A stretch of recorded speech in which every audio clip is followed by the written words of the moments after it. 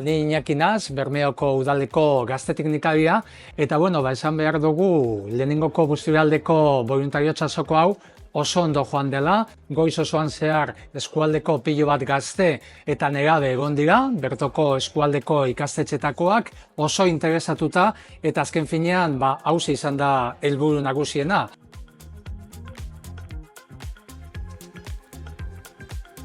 Geuretzako garrantzitsua da boluntariotza azoka honetan parte hartzie, azkenien San Fidel ikastolatik gatoz, eta gure proiektuekin bat datorrelez oso interesgarrize iruditu jaku. Gure batxilergoko bai lehenengo eta bigarren mailan, tutoretza orduetan, boluntariotza mundu horretan murgiltzeko, ikasleak proiektu ezberdinetan parte hartzeko eskaintza egiten dotzague. Orduen, taldeka eurek erabakitako erakunde bategaz harremanetan jartzen die, eta boluntariotza saio desberdinak egiten dituzte.